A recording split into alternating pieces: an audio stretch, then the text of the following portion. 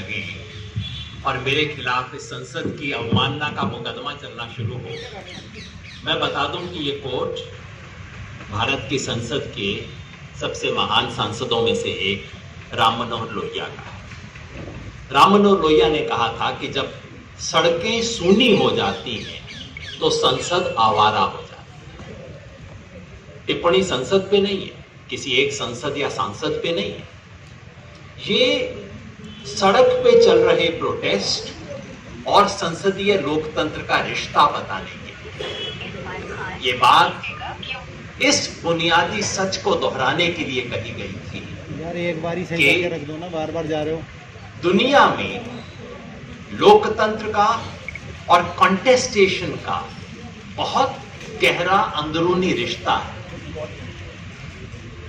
Democracies all over the world, in the history of democracy, democracies have progressed because of contestation. Contestation is central, not just elections. Contestation is absolutely central to democracy. And that is what is being stifled today. अलग अलग बहानों से, अलग अलग नाम से, किसी भी तरह से सड़क पे कुछ हो उसको रोकने की कोशिश हो रही है। और अफसोस कि इस देश के जज साहिबान के कई जजमेंट भी ऐसे आते हैं जो इसको मजबूत करते हैं। मेरी कई बार इच्छा होती है जज साहिबान से कहूं कि सर आप ऐसा करें, एक प्रोटेस्ट के लिए अप्लाई करके देखो, पार्लियामेंट स्ट्रीट में एक एप्लीकेशन दे के देखो कि हम 3 लोगों को संडे को दिन में 12 बजे एक प्रोटेस्ट करना है। 3 लोगों की आप एप्लीकेशन दे के देखो। हमारे नदीम भाई हैं, रेगुलरली प्रोटेस्ट के लिए एप्लीकेशन देते हैं।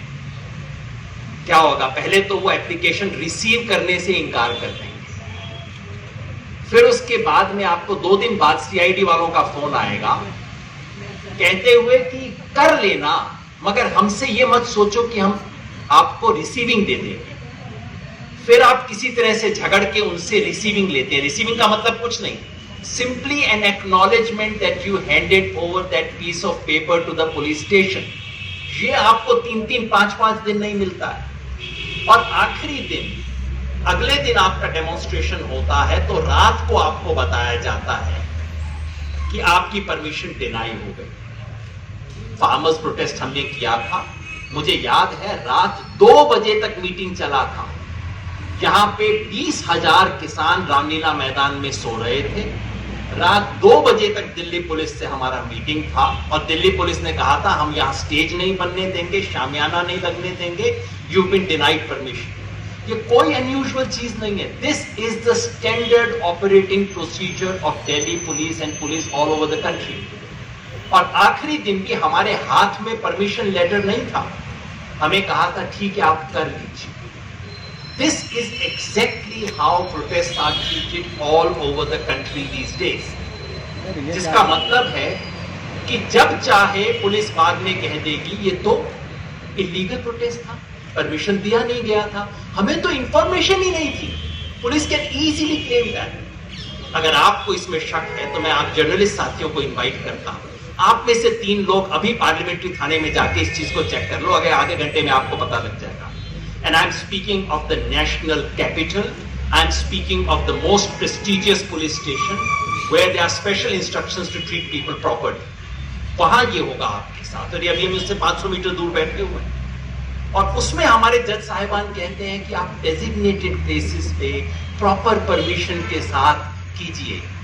मुझे लगता है 21st सेंचुरी में तो परमिशन आएगा नहीं, 22nd के लिए हमें वेट करना पड़ेगा। Doesn't the judiciary know about these elementary situations of how this country operates, how the police operates? जो हो रहा है, बाकी साथी बाकी किस्से बताएंगे। मैं सिर्फ 2 बात आपके सामने रखना चाहता हूं, दोनों बिल्कुल रीसेंट किस्से। एक आज सुबह की रिपोर्ट है और एक आज से 1 सप्ताह पहले की रिपोर्ट है। हरियाणा में जैसा आप जानते हैं फार्मर्स प्रोटेस्ट हो रहे हैं। इन 3 एंटी फार्मर्स कानूनों को लेके किसान बहुत परेशान हैं, चारों तरफ प्रोटेस्ट हो रहे हैं।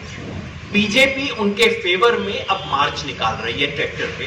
बिल्कुल उनको भी हक है, जैसे हमें हक है उनको भी हक है फॉर्मल प्रोटेस्ट करने का। 14 तारीख को अंबाला जिले में नारायणगढ़ तहसील में बीजेपी के 2 एमपी, जिनमें से एक यूनियन कैबिनेट मिनिस्टर है, ये उसके फेवर में एक ट्रैक्टर मार्च निकाल रहे हैं। अब जैसा कि आप एक्सपेक्ट कर सकते हैं, फेवर में ट्रैक्टर मार्च निकलते हैं, अपोज करने वाले सड़क पे खड़े होते हैं बेचारे। तो उसके सामने कुछ लोग ब्लैक फ्लैग लेके खड़े हैं, अपोज कर रहे हैं कि ये बिल का हम विरोध कर रहे हैं। सब कुछ डॉक्यूमेंटेड है वीडियो पे। इस बीच अचानक ये जो प्रो एक्ट जो लोग डेमोन्स्ट्रेट कर रहे हैं, ट्रैक्टर पे एक 72 साल के बुजुर्ग बैठे हैं, नाम है उनका भरत सिंह। वो अचानक ट्रैक्टर की सीट पे स्टंप कर जाते हैं और फिर 1 मिनट के अंदर बाकी लोगों के ध्यान में आता है कि ये बुजुर्ग थोड़ा गिर गए हैं वहीं पे। मतलब ट्रैक्टर में ऑलमोस्ट जैसे मैं अपनी सीट पे यहां बैठा हुआ, मान लीजिए निढाल होकर यहीं पे गिर जाऊं, एग्जैक्टली होता है। Everything is captured on video. लोग भागते हैं, उनको पानी पिलाते हैं, उनको हॉस्पिटल ले जाते हैं। He is declared dead. उनको इससे पहले भी एक हार्ट अटैक हो चुका है, सेकंड हार्ट अटैक था, ही इज डेड। उसके बाद क्या होता है? उसके बाद सबसे पहले तो बीजेपी के स्टेट प्रेसिडेंट वहां पहुंचते हैं उनके अर्थी को कंधा देने के लिए। उसके बाद किसानों पे, जो 6 किसान काला झंडा दिखा रहे थे, भारतीय किसान यूनियन के थे, मेरे ऑर्गेनाइजेशन के नहीं थे, लेस्ट यू थिंक कि मैं अपने ऑर्गेनाइजेशन का प्रोपेगेंडा कर रहा था, भारतीय किसान यूनियन से थे, और उनके खिलाफ एफआईआर होता है। और चार्जेस पता है क्या है? 302, नॉट इवन 307, इट्स 302, मर्डर की एफआईआर की गई है। 7 किसान अब तक अरेस्ट कर लिए गए हैं, इसलिए कि वो काला झंडा दिखा रहे थे। उसका किसी वायलेंस से कोई लेना देना नहीं है, वहां पे कोई वायलेंस नहीं है, कोई हाथापाई नहीं है। उससे 15 सेकंड तक पहले तक फोटोग्राफ में लोग हंस रहे हैं, एक दूसरे से हाथ मिला रहे हैं, और 15 सेकंड में वो डेथ होती है। और मर्डर का मुकदमा इस वक्त दर्ज किया गया है। That's one example. ये नारायणगढ़ है, हरियाणा का, अंबाला जिले की नारायणगढ़ तहसील है। 14 अक्टूबर का केस है, prominently reported. Every video evidence is available in the public domain. दूसरा केस आज सुबह के अखबार में छपा है, ये बॉम्बे का है। आप सिर्फ ये ना सोचें कि बीजेपी को ये बीमारी है, ये महाराष्ट्र पुलिस है, बॉम्बे पुलिस। आज सुबह खबर आई है कि एमआरए मार्ग, कोलाबा और तारदेव पुलिस स्टेशन, इन तीनों की तरफ से नोटिस इशू किए गए हैं। किन्हें? जिन प्रोटेस्टर्स ने एंटी-सीए प्रोटेस्ट में हिस्सा लिया और जिन स्टूडेंट्स ने जेएनयू में जब वायलेंस हुआ, जिसके बारे में आप जानते हैं, जेएनयू की प्रोफेसर मेरे साथ बैठी हुई हैं, आज तक एक भी व्यक्ति को नामजद नहीं किया गया। उस जेएनयू की वायलेंस के बाद बॉम्बे में टीआईएसएस के और दूसरे कुछ स्टूडेंट बाहर स्ट्रीट पे आए, उन्होंने उसके बारे में प्रोटेस्ट किया था। जिन्होंने जेएनयू में वायलेंस किया उनके खिलाफ कुछ नहीं हुआ है, एक इंटेरोगेशन तक नहीं है। मैं उन लोगों में से हूं जिन्होंने लिख के कंप्लेन किया था और बताया था क्या क्या हुआ है, कुछ नहीं हुआ है। और बॉम्बे में टीआईएसएस के स्टूडेंट्स उसके खिलाफ प्रोटेस्ट करने सड़क पे आए। इस जुर्म में उनको नोटिस दिया गया है, और नोटिस पता है क्या कहता है? उनको सीपीसी की सेक्शन 110, जो कि security for good behaviour from ये क्या बोलते हैं, जो रूटीन बदमाश होते हैं, जो हमेशा गुंडागर्दी करें, हिस्ट्री शीटर्स जो होते हैं, रूटीन ऑफेंडर्स, उस सेक्शन में उन लोगों को बुलाया गया है और कहा गया है आप 1 लाख से 5 लाख तक की श्योरिटी दीजिए, अगले 2 साल में कभी भी आप कोई बेजा हरकत नहीं करेंगे। बेजा हरकत मतलब संविधान को हाथ में लेके हर्षमंदिर की तरह गांधी का नाम नहीं लेंगे। ऐसा कुछ कर देंगे तो आपको माना जाएगा और आपकी श्योरिटी जब्त कर ली जाएगी। अगस्त के महीने में सुवर्णा साल्वे करके स्टूडेंट है वहां सिद्धार्थ कॉलेज की, जो वहां समता कला मंच की सदस्य हैं, जिन्होंने एंटी-सीए प्रोटेस्ट में हिस्सा लिया, उन पे नोटिस था। एक स्टूडेंट को नोटिस था, कितना? 50 लाख रुपए की surety they. This is what's happening in this country.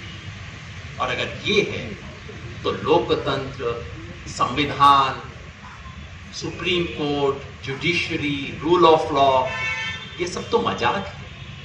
मैं बार बार कहता हूं, इस देश का संविधान वो नहीं है जिसे लेके प्रशांत भूषण सुप्रीम कोर्ट में खड़े होते हैं। इस देश का संविधान वो है जो कि थानेदार मानता है, और वो थानेदार ने तो अपना संविधान बदल दिया है, दिल्ली में भी, हरियाणा में भी, बॉम्बे में भी। और आज हम उसके खिलाफ आवाज उठाने के लिए आए हैं। अगर सड़क को सूना करने की कोशिश की तो इस देश में जो कुछ भी बचा कुचा संसदीय लोकतंत्र का है वो खत्म हो जाएगा। नेशनल दस्तक की आपसे गुजारिश है कि अगर इसको बचाना चाहते हैं तो नेशनल दस्तक को सब्सक्राइब करने के लिए रेड कलर के सब्सक्राइब बटन को दबाएं, फिर बेल आइकन की घंटी दबाएं। नेशनल दस्तक को बचाने के लिए बहुत जरूरी है कि हर खबर को शेयर करें, लाइक करें, कमेंट जरूर करें।